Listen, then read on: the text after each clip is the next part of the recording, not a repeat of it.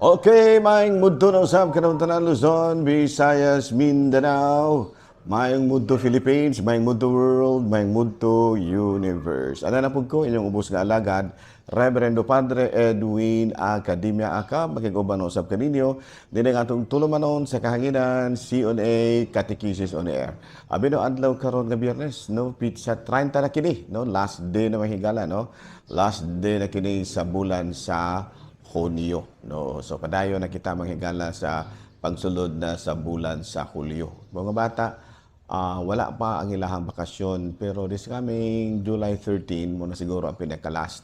So muna nga doon na sila 2 months gihapon kay murag mubalik pud sila sa ilaha nga kuan karon pang August 28, no. So congratulations no mga bata, no, mayong mudto kaninyong tanan o naghinaot ko nga na kamong tanan sa Kapiskay Panglawas. So ato dayon nga tibayaon og mayong mudto ang atong talahurong obispo Bishop Julito B. Cortez, ang atong station manager si Father Ramaata, ang tanan gyud nga mga kaparian, no, nga kanunay nga nagsunod usab dinhi ang atong programa sa istasyon DYWC Teleradyo.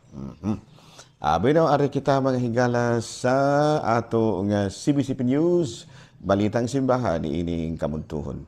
Kanhi Obispo Alfredo Bersosa, gipasaka na ngadto sa Roma ang iyahang kausa alang sa pagkahimo niyang usa ka santos. So nahimo na siyang venerable, no? Mao kana ang pinakabalita na usab alang sa kining kanhi Obispo Alfredo Bersosa. I heard nga kayon kan siya dapit ni sa Luzon, no, dapit ni sa Luzon. Then sa ari kita sa Vatican, sunda si Kristo ug isangyaw ang iyahang pulong. No, mo kana ang gisulti usab, no, ni Pope Francis dito sa Vatican, no, nga musunod na gyud kita kang Kristo o gani dili lang kay musunod, isangyaw pagid nato ang iyahang mga pulong, no. So mo kana ang gitudlo karon kanatong adlaw sa ato ang talahurong Santo Papa. Okay? Abi na mo kada mahigala ang ato ang kining CBCP News. Ari kita mahigala sa Saint of the Day. Bino ang atong Saint of the Day, mao kadtong ubay-ubay nga mga proto-martyrs, no, katubi taong mga kuan ba katong mga martir sa panahon ni Emperador Nero. Ito si Emperador Nero, nagsunog niya tungod sa iyahang bisyo, kana bang mga kapritsyo ni Emperador Nero, nasunog ang Roma. Nya kabalo ka sa iyang gipasanginlan ang mga Kristiyanos nga ilahang kunong gisunog ang Roma mo na kadto nga doon na nagpakanaog dayon siya og kasuguan nga dakpon ang tanan nga mga Kristiyanos ug pamatsyon. No, nya katong mga nangamatay mga higala giila sila nga mga proto-martyrs of Rome o gani karong adlaw mao ang ilahang kapistahan. Daghan kito sila mahigala ang mga nahauna kanato nga mga sumusunod ni Kristo nga una nga nagsakripisyo sa ilang kaugalingon alang usab sa pagtuong Kristohanon. Okay. Bino, ari kita manghigala sa atuang Saint of the Day, jokes but ari kita sa atong catechism, mga pangutana ta mahigala. Doon ay mga pangutana diri sa ato ang listahan. Actually, mga pangutana mahigala nga atong pagatubagon, no, pagatubagon. Kana bang laing relihiyon pa diri nga manghaylo nga paeskwelahon imong anak basta mo balihin mo sa ilang relihiyon o okay ra ba na, no? Maayo ba na nga kanang gitawag natong pamaagi sa evangelisasyon?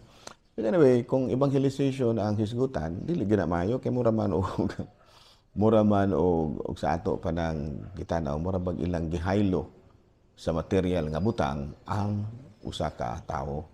Kaya sa evangelization gani ang imong itudlo ra gyud ang imong itudlo mao ra gyud ang pagtulon-an ni Kristo. Pero ingon nga imo nang hayluhon og kining gitawag nato og kining usa ka tawo nga pobre aron mabalhin sa imong relihiyon aron mahimong miyembro murag dili maayo nga pamaagi. No, mana ginaingon nga they are touching on the economic side, not on the spiritual side. So muna but anyway, ilasad ng mga pamaagi pero para sa ako alang pud nato nga mga Katoliko dili ta magpadala ana, no, nga haylo-haylohon ta nya mabalhin na dayon ta kasama ra nga atong gibaligya ang atong pagtuo niya na. No, klaro ba, no? Mao ra ba na hinungdan nga si nga gibudhian ni Judas si Kristo. Moro ba na hinungdan. So kabalo mo kang Judas giingnan baya to siya ni Kristo nga may maayo pa alang kanimo nga wala ka na lang unta na tao, something like that. So muna kita mga Katoliko, dili naman lang kita makatambag anang mga laing relihiyon nga dili na mo inyong gamiton, pero alang ka natong Katoliko, dili kita mo pa magpadani na inang mga pagpanghaylo. No, ang atong pagtuo mas labaw pa kayo sa bisan unsang butang ni ining kalibutan. Laing pangutana. Kana bang nag-ipon? Oo, ano? Kana bang mga nag-ipon nga walay kasal pa de? Pwede ra ba na siya mga lawat? Ang tubag di ana, dili gina sila pwede. No, nga mga lawat ang mga na nag-ipon-ipon lamang. Nya ang problema kay wala ba may nakabalo kung kinsa ni mga tahana. Katong mga nabayal ana mo nga ingon ni ana, mag-ipon-ipon lang, nag-ipon-ipon lang sila. Matambagan gyud namo. Doon na po yung uban nga mismo mga kauban nilang mga Katoliko mo ay makatambag. Usahay hindi mo ko kabalo, kaya man lagi ta makailatan ng tao. So may puruhan nga kung lisod man kay na kung mulinya na basta kay mulinya na gani makakalawat na gyud na kaya man ta kaila. Gawas ug nakaila ko kay ato man batambagan. No, pero ug ako kaila muna nga ang uban ang mutambag kato na lamang mga silingan nga nakabalo nga Katoliko pod. No, nga dili gyud pwede kay kung atong basahon sa unang sulat ni San Pablo ngadto sa Corinto, kapitulo 11, versikulo 27, nagkanayon kini busa ang mukaon sa pan sa Ginoo mainom sa iyahang dugo sa paagi nga dili takos batok sa lawas ug dugo ni Kristo nakasala na batok sa lawas ni Kristo. Ano so muna nga dili lamang taka alang po ni atong mga nanag-ipon-ipon lang. No, kay doon ay mga impediment yun sa ilang di sila makasal. Ayaw na lang magpangalawat. Mas maayo, nga simba ra gyud ka. Maminaw ka sa pulong sa Dios pero ayaw ra gyud pangalawat ha. Katong mga makasabot ba ta ninyo kay medyo ba kuan gyud ba kanang ganahan gyud mo kay among mga lawat pero ayaw lamang kay wala man gud mo ikasal. Ano. Laing pangutana, akong silingan ang akong sila apuhan ganahan nga pabunyagan ang iyahang apo sa Katolikong simbahan. Ang problema kay laing relihiyon ang ginikanan. O sabay maayong buhaton pa din. Well, anyway, ang ginikanan magud mo magbuot sa kuan sa unsang ilahang unsay kanang relihiyon nga gusto nilang mabunyagan nilang mga anak. So mag-agad-agad ra kita sa ginikanan. Although nga ikaw Katoliko ka, pwede siguro naman tambagan labi na kung Katoliko sa una imong anak nya ni balance lang ang relihiyon. Kung madala ra nimo og tambag imong anak nga pwede ra bag lain sa lain mong relihiyon, ayaw laman ninyo dad-a inyong anak. No. Ako na lang ari na lang nasa ako ang relihiyon nga Katoliko. Ako rin mahibalong mutudloan ang bataa. Kay kamo ko ano man mo lain na mong relihiyon. Ako na lang mutudloan. Hangyo ara ba? Hangyo ara imong anak. Manang no nga pwede bag kay kan malagi kanang kadungdanan man jud unta lagi sa ginikanan nga mo imutudlo sa iyang mga anak, mga maninoy ug maninay sa Katolikong pagtuo. Pero kung ang panalitan ang mga ginikanan imong anak nila inibalhin naglaing relihiyon kay unsa pa ila mga rason. So hangyo ana laman manay ha, ayon laman og kanang pagbuot-buot og imong pabunyagan sa Katoliko nimo na kawat-kawaton ra ba. Ayaw kawata, mas mayog ato puntahuron ang katungod sa ginikanan. No, klaro pa. Pero hangyo alam, madala ra siguro naghangi yung tanong anak. Okay, another question. Last question na lang ni.